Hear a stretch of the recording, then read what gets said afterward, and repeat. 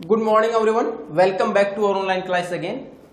In the last class we have discussed about the underemployment or disguised employment which is basically prevail in agricultural sector. And the lesson is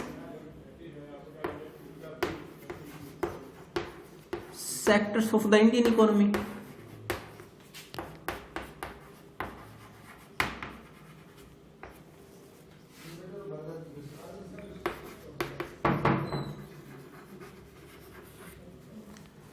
अभी इसमें जैसे हमने under employment या disguised employment की बात की, where people are engage in the agriculture, where only 5 peoples are required and 8 are working, then 3 are not productive, 3 की productivity नहीं है, एक्स्ट्रा काम कर रहे हैं, वो केवल एंगेज है, उसमें लग नहीं रहा, वो क्लियर जो विजिबिलिटी होती है, ओपन अनएम्प्लॉयमेंट की बात दिखाई देता है, लोगों को रोजगार नहीं मिला, ये डिस्गाइज्ड है, ऐसा लग रहा है काम कर रहे हैं लेकिन प्रोडक्टिविटी नहीं है।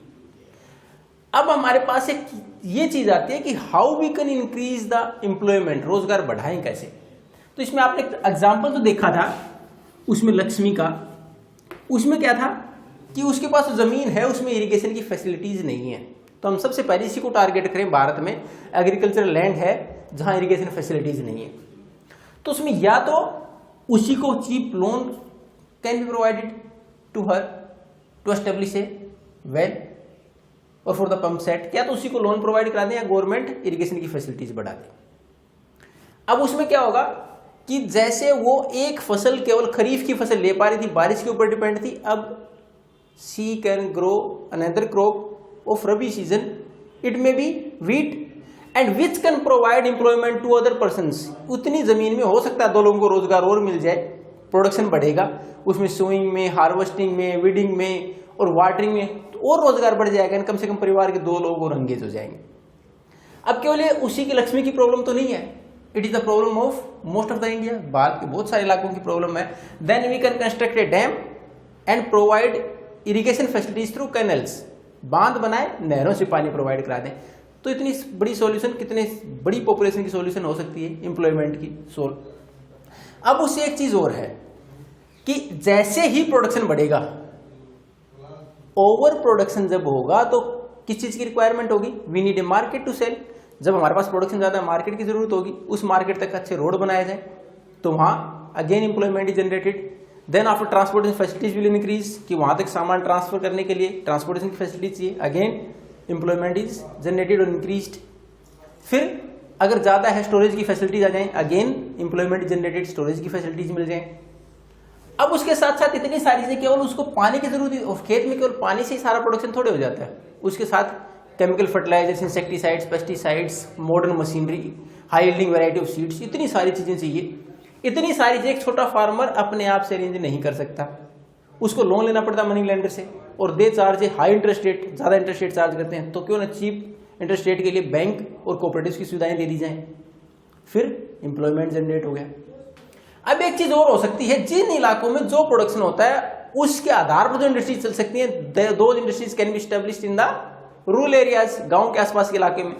अब एक छोटा सा एग्जांपल राजस्थान का, हमारे यहाँ मध्य प्रदेश राजस्थान की बात करें तो आसपास देखते हैं हमारे पास जो दालों से संबंधित फसलें हैं, जैसे चनाई मान लें, चिकपीस, मटर वगैरह है, तो इनके हमारे पास हैं, ये प्रोडक्शन होता है, तो वी कैन एस्टैब्लिश ए दाल मिल, एक दाल की मिल लगा दें जहां से उस ग्रेन्स को या उस कंप्लीट ग्रेन को, फुल ग्रेन को ले लें, होल ग्रेन को, देन कन्वर्टेड टू दाल, उसमें पल्सिस उसके अंदर कन्वर्ट करें और उसके बाद उसको बेचा जा सके, एम्प्लॉयमेंट जनरेट होगा, वहीं का वहीं रॉ मटेरियल मिल रहा है।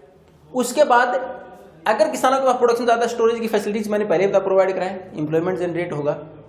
उसके साथ फूड प्रोसेसिंग, बहुत सारी फूड प्रोसेसिंग इंडस्ट्रीज ऐसी है जहां आलू बनता है, उसके बाद what we are going to make the chips, आलू की चिप्स बनती है, इंडस्ट्रीज लगा दें वहां।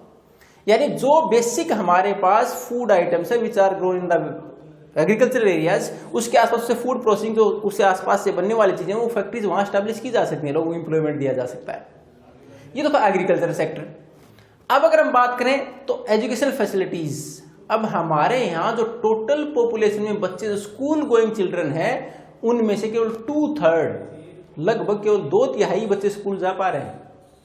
अगर बाकी बच्चों के लिए हो सकता है कुछ से लेबर का काम करते हो, चाइल्ड लेबर, और कुछ घर पर ही हो, अगर उनके लिए स्कूल की व्यवस्था नजदीक कर दी जाए स्कूल ओपन कर दें, स्कूल बिल्डिंग बनाएंगे तो एम्प्लॉयमेंट जनरेट होगा, स्कूल के अंदर कर्मचारी लगाए जाएंगे तो एम्प्लॉयमेंट जनरेट होगा।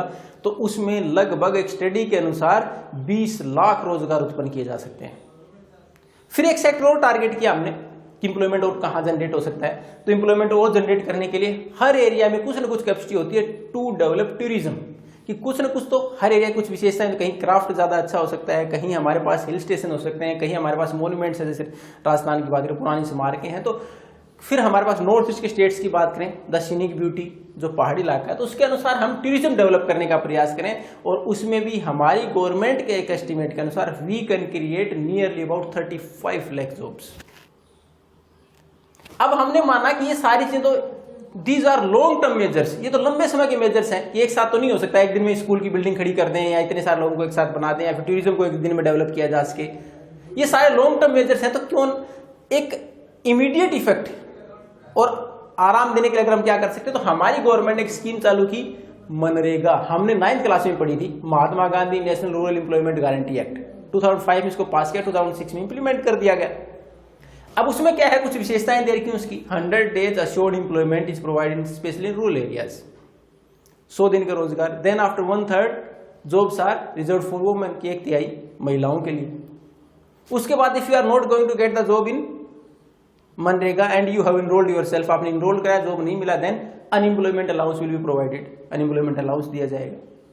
तो इस प्रकार हमारे यहाँ कुछ जॉब्स जनरेट किए जा सकते हैं। For the further topics, we are going to continue in the next class. Thank you and have a nice day.